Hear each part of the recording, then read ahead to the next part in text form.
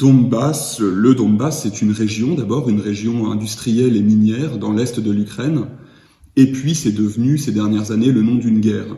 Et cette guerre, je l'ai suivie en tant que journaliste depuis ses débuts en 2014, en passant dans cette région des mois et des mois.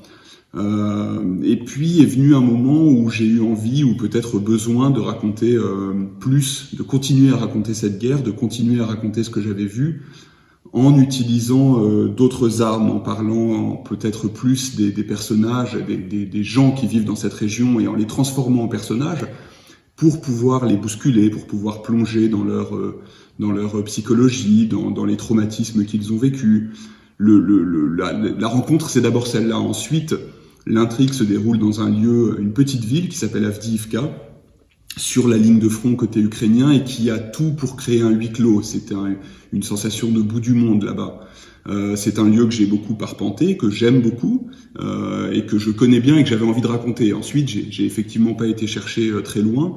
C'est vraiment là-bas, dans cette ville d'Avdiivka, que j'ai eu l'idée du roman.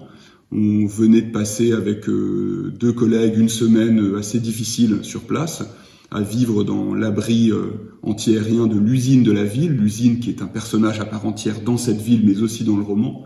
Et puis en sortant un peu épuisé, un peu nerveux, on voit sur le bord d'une route un type avec sa faux. Et là, on est tous partis d'un éclat de rire sur l'idée qu'il ne manquait plus qu'un psychopathe dans cet endroit. Et tout de suite, j'ai dit à mes collègues que j'allais relever le défi et faire ce roman.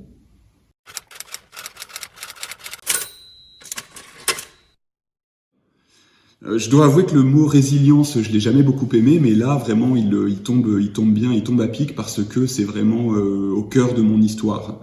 Alors dans tout roman noir, ce thème se pose, puisqu'on a des personnages qui sont confrontés à la violence, confrontés à des traumatismes qui peuvent être enfouis, qui peuvent être anciens, ou qui peuvent apparaître au fil de l'histoire.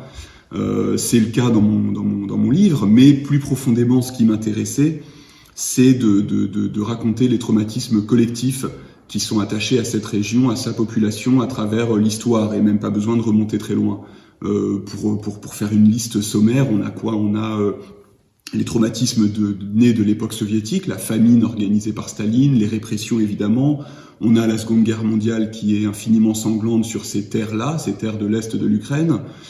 On a la chute de l'URSS qui a été un traumatisme collectif immense. Et puis on a là-dessus vient se surajouter cette guerre. Alors, on aurait tendance à imaginer que face à une telle abondance de drames, de catastrophes, de traumatismes, les gens sombrent assez facilement, que ce soit dans la violence, dans la mesquinerie. Alors, évidemment que ça existe, je pense qu'aucune guerre n'échappe à ça, mais ce qui, moi, me touche profondément et me fait aussi aimer cette région, plus que comme un simple objet d'étude ou de travail, c'est que finalement, les gens, collectivement, y ont des attitudes profondément bonnes, c'est peut-être aller trop loin, mais profondément humaines. Et voilà, la résistance, la résilience, on les trouve là exprimées à pleine force.